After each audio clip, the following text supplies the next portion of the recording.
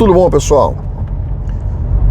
Quinta-feira, saindo aqui para conversar um pouquinho com vocês. Eu tô indo para uma reunião e vou aproveitar e ir conversando com vocês, porque eu tenho recebido, nessa última semana, nesses últimos 3 dias, pelo amor de Deus, quantas mensagens perguntando a mesma coisa. E eu quis gravar aqui para vocês, para dar minha opinião pessoal e também a minha opinião profissional sobre alguns assuntos. Seja no Instagram, seja no meu e-mail, seja no WhatsApp da advocacia. Nossa senhora, quantas mensagens de pessoas perguntando a mesma coisa.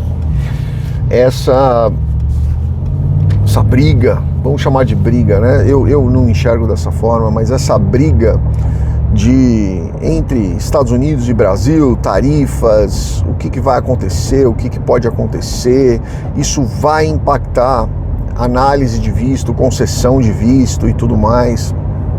Qual vai ser a consequência final disso para as pessoas comuns, né? E o que mais me preocupa nisso, né? Não é o que me preocupa, é o que me perturba. São essas pessoas que ficam colocando pilha numa situação que nitidamente é estúpida, né? Nitidamente. E quem coloca pilha nessa situação é mais estúpido do que a situação em si. Eu vi uma entrevista no Vilela anteontem que me preocupou bastante, porque você percebe que a consciência das pessoas ela é totalmente egocêntrica. Totalmente. Vilela, um abraço para você. Você começa a perceber pelas conversas. Eu vou falar só do Eduardo Bolsonaro. Nessa entrevista em específico, eu acho que ele foi o mais assertivo. Ele colocou alguns pontos ali e ele colocou alguns pontos muito bem elaborados, o que não é muito costumeiro do Eduardo, tá? Mas ele colocou pontos ali muito legais, que eu concordo 100% com ele. E quando você vê ali o Figueiredo teve algumas posturas ali que, na minha opinião, se alguém tinha respeito por ele, ali ele queimou o filme dele, tá? Eu não o conheço, não tenho amizade com ele, nunca conversei com ele, talvez eu nunca venha conversar com ele, não estou julgando a opinião política dele, até porque politicamente eu sou de direita, né? Então eu tenho que concordar com ele, mas a postura dele ali, as atitudes dele, a fala dele, para mim aquilo ali não condiz nem com um jornalista, nem com uma pessoa que está tentando representar uma voz de uma determinada, eu não vou dizer uma opção política, mas de um determinado grupo político, e muito menos de alguém que tenha um emocional controlado. Não foi. Numa hora que ele falou ali, inclusive, você sabe quem eu sou, você está esquecendo quem eu sou.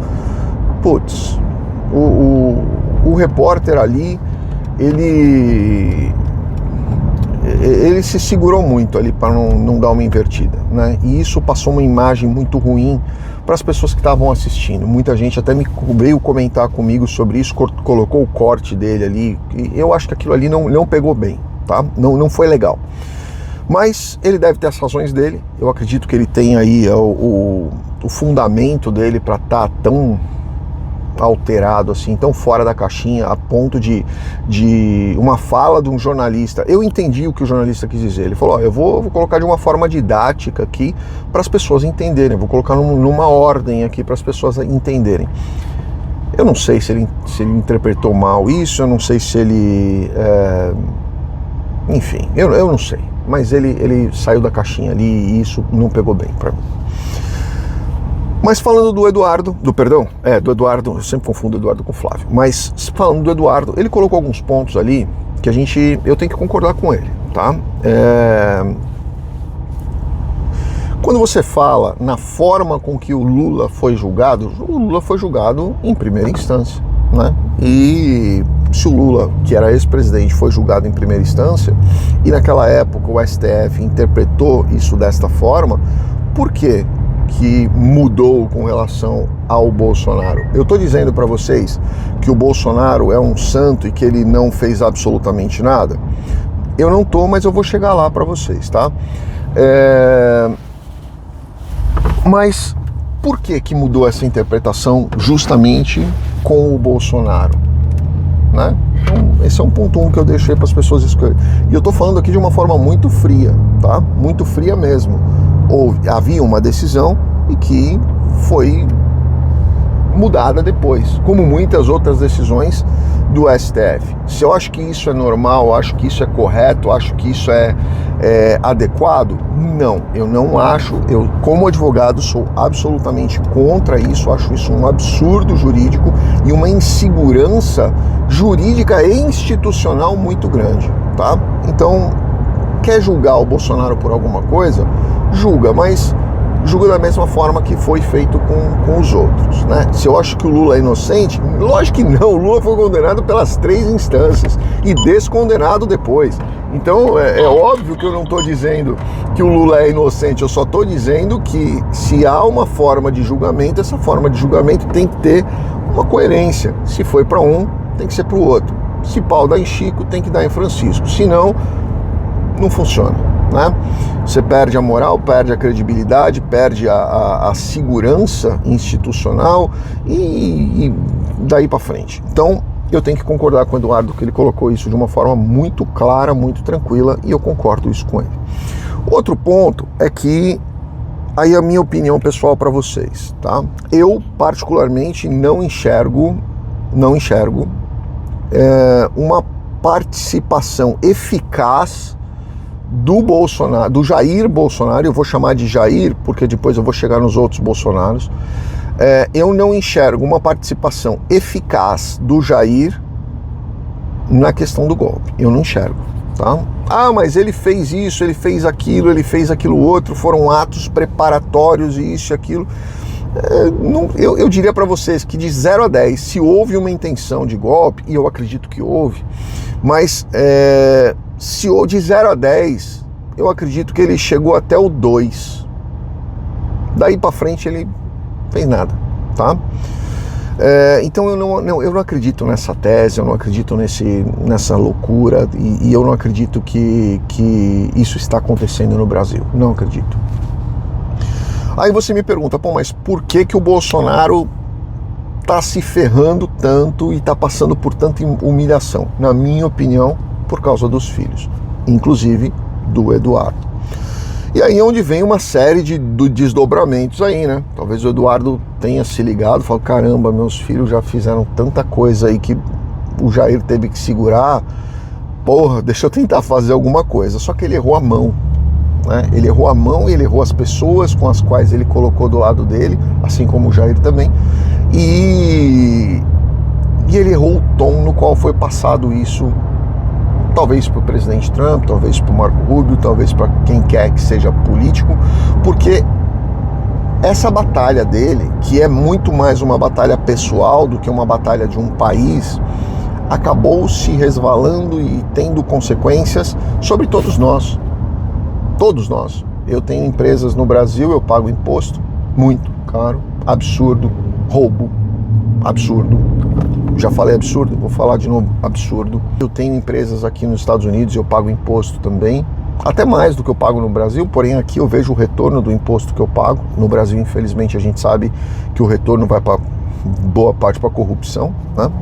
E eu acho que ele errou a forma com que ele colocou, né? Talvez por isso o Jair tenha dito, falou, não, o Eduardo ainda é um pouco imaturo, né? Por várias questões. E eu não estou dizendo que imaturidade, eu esteja dizendo que ele é um moleque, eu estou dizendo que ele talvez não tenha aprendido a maturidade de como funciona esse jogo político. Às vezes você dá uma pancada, você acaba desencadeando uma série de outras coisas que geram consequências muito ruins para pessoas que não têm nada a ver com aquele pato, né? Ninguém tem nada a ver com isso. E essa atitude que eles tomaram, e eles que eu falo é coletivo mesmo, porque o Eduardo sozinho não faria isso está impactando inclusive as pessoas que apoiam a direita do Brasil, né?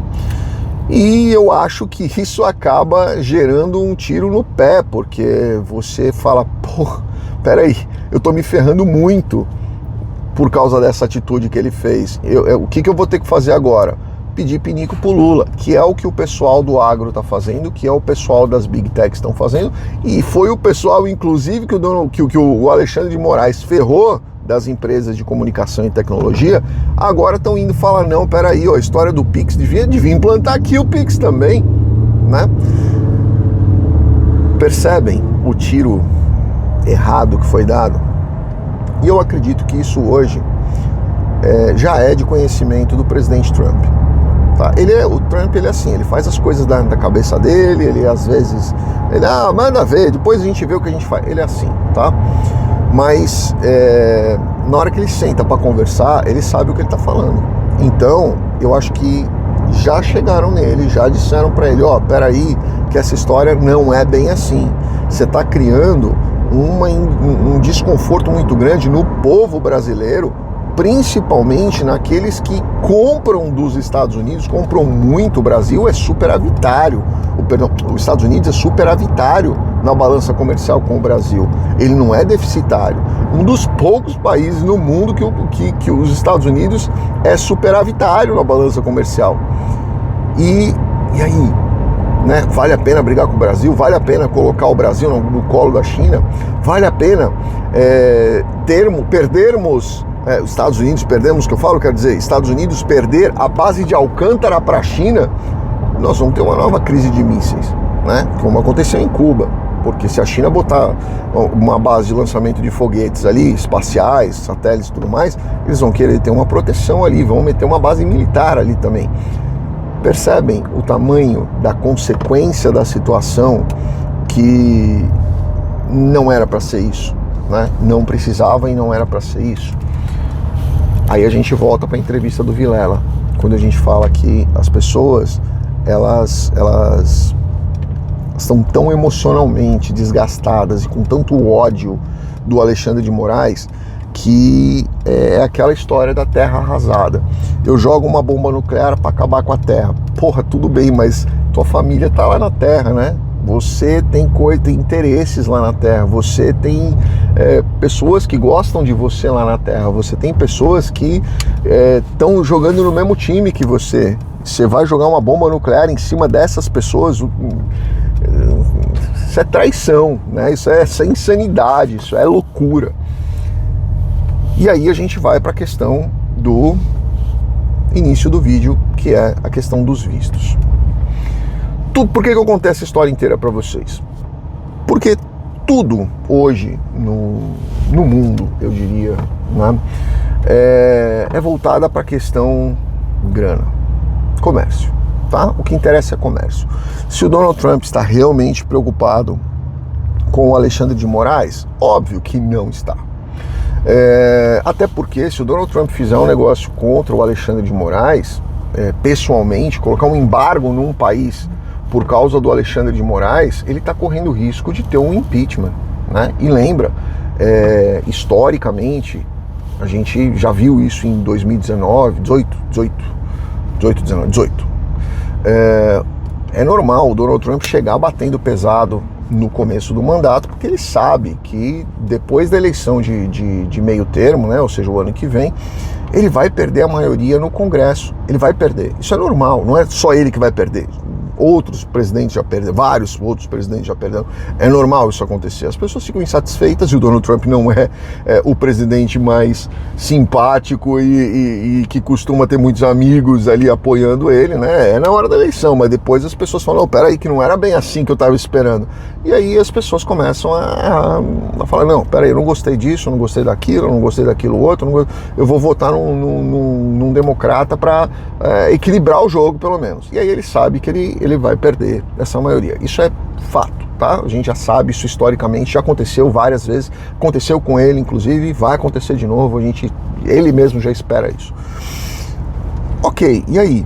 E na hora que ele perder esse apoio, como é que ele vai manter o apoio popular se ele perder comércio com diversos outros países? Ele não tem intenção disso, ele está querendo negociar. E a negociação dele não é uma negociação por causa da cana-de-açúcar da Coca-Cola, ou por causa do Alexandre de Moraes, ou por causa do álcool brasileiro, ou do cobre, ou do alumínio, ou do feijão. Não tem nada a ver com isso. É exclusivamente acabar com o domínio chinês no quintal da casa dele. Essa é a realidade. A história do Alexandre de Moraes foi só mais um bode no meio da sala. Quando tem algum assunto polêmico que está incomodando o Donald Trump, a gente sabe que ele coloca um bode para desviar daquele assunto. A gente sabe que ele faz isso. E isso é normal dele, é o jogo dele, sempre foi o jogo dele isso. Qualquer situação que desconforta ele vai para a mídia, joga no ventilador e deixa o pau comer, né? Essa história do Alexandre de Moraes, se realmente o Congresso, no ano que vem, entender que as sanções no Brasil tiveram exclusivamente cunho pessoal dele para a proteção do Bolsonaro, como alguns já estão falando lá, ele vai tomar um processo de impeachment. E ele não quer isso, ele não é burro, é óbvio que ele não quer isso. Então, claro que a intenção é exclusivamente acabar com a atuação ou a predominância chinesa nos quintais dele. Um deles é Brasil, outro é Europa. Se vocês olharem a balança comercial da Europa, vocês vão ver que o que a Europa tem de dependência de produtos chineses é uma insanidade. Isso está incomodando muito o Donald Trump, 30% de tarifa lá. Esse é o ponto da jogada, tá? Então, se isso vai impactar concessão de visto ou qualquer coisa nesse sentido, eu tenho certeza que não.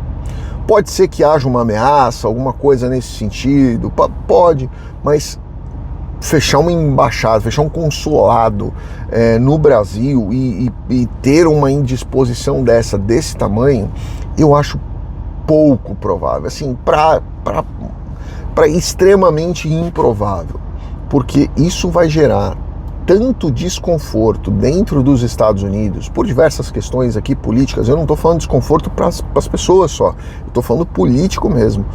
Isso vai gerar tantos problemas e consequências que vai literalmente colocar a China na cadeira do rei ali no Brasil, que é o principal país da América do Sul, que é o principal PIB da América do Sul, que é o principal fornecedor financeiro da balança comercial dos Estados Unidos na América do Sul. Não tem interesse em romper com o Brasil, pelo contrário, tem interesse que o Brasil rompa com a China. E eu venho falando para vocês da grande furada que eu enxergo que é o BRICS. Eu venho falando isso há muito tempo para vocês, né? Brasil dentro do BRICS, na minha opinião, é uma insanidade. Nós estamos falando de Brasil, Irã, Rússia, China e África do Sul. Quando nós temos aí, desses países, nós temos embargos dos Estados Unidos na Rússia, embargos pesadíssimos no Irã, conflito seríssimo dos Estados Unidos com a China. Ou seja, mais da metade dos BRICS tem problema sério com os Estados Unidos. Aí vai o Brasilzão se meter lá, né? E vamos que vamos. E Lula defendendo a bandeira dos BRICS, levantando e falando que tem que mudar a moeda e tem que acabar com o dólar e tem que não sei o quê. Percebem? É muito mais a questão política e geopolítica do que efetivamente a defesa do Bolsonaro com Alexandre de Moraes.